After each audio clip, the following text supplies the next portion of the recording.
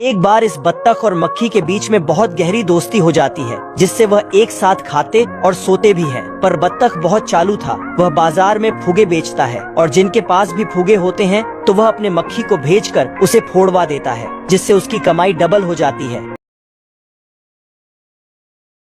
लेकिन बत्तख इतने में नहीं मानता है। वह इस मक्खी से सभी का टैटू भी बनवाता है और थोड़ा वक्त बच जाता है तो वह उसे सिलाई का काम भी करवाता है, जिसे देखते ही देखते बत्तख बड़ा आदमी बन जाता है और उसे ढेरों फोन आते हैं उसके यूनिक डिजाइन के वजह से। लेकिन इतना सब कुछ करने के बाद इस मक्खी की हालत पूरी तरह से खराब हो जाती थी तो बत्तख उसका ध्यान रखने के लिए एक बहुत बड़ा फूलों का बगीचा बनवाता है। लेकिन उसमें जाते ही इसकी मुलाकात एक महिला मक्खी से होती है, जिसे देखकर ही यह बावला हो जाता है। मगर वह आशिकी में इतना पागल हो जाता है कि वह हर जगह डिजाइन को खराब करके वहाँ दिल बनाने लगता है, जिससे उसने वहाँ के सारे कपड़ों को खराब कर दिया था। तो बत्तख उसके पास जाकर देखता है कि उसकी सारी जड़ यह महिला मक्खी है। तो बत्तख इस मक्खी को मारने के लिए दौड़ाता है, पर तभी यह मक्खी भी अपनी दोस्ती को भूलकर बत्तख को अपना ढंग चुभा देता है, जिससे वहीं उसकी दोस्ती खत्म हो जाती है। मेरे साथ अन्याय हुआ है। मूर्ति में लगे हीरे की कीमत 72 करोड़ है। रुक, तेरे को बताते तेरी माँ की। जिसकी रखवाली इंस्पेक्टर बाबू राव कर रहा है। ये देख, असली असली। यह चोर शेख बनकर आया बीवी जी नमस्ते।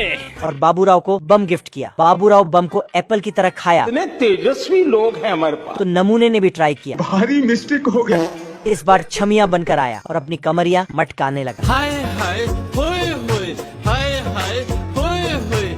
क्या माल है यार। नमूने ने बाबू राव को एक धरा और हीरा चुराने गया तो मूर्ति ने इसके सर पर टपली मारी। बाप रे। मूर्ति ने नमूने को शक्तिमान बना दिया। भाई कौन हमको खेलेगा? नमूने को गुस्सा आया तो इसने बम निकाल लिया। मूर्ति के अंदर बाबू राव बैठा था। जय हिंद दोस्तों। बाबू राव ने बम को लिया और कलर करके हीरा बना दिया। इसने नमूने का गिफ्ट उसी को वापस कर दिया। नमूना भाग कर गया और दूर जाकर फट गया।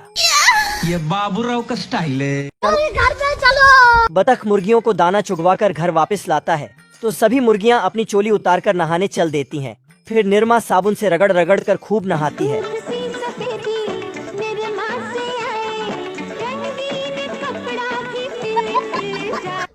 नहा धोकर बदन पोंछती है और अपनी चोली वापस पहन लेती है। मुझसे कोई स्मार्ट बताओ। फिर बतख हनी सिंह के तड़कते भड़कते गाने लगाता है तो ये सभी धड़ा धड़ा अंडे देना शुरू कर देती है। तो तंदूरी मुर्गी हूँ यार, कटका ले सैया अल्कोहल से। नो। एक दिन में 1200 अंडे देखकर बतख का दिल गार्डन गार्डन हो जाता है।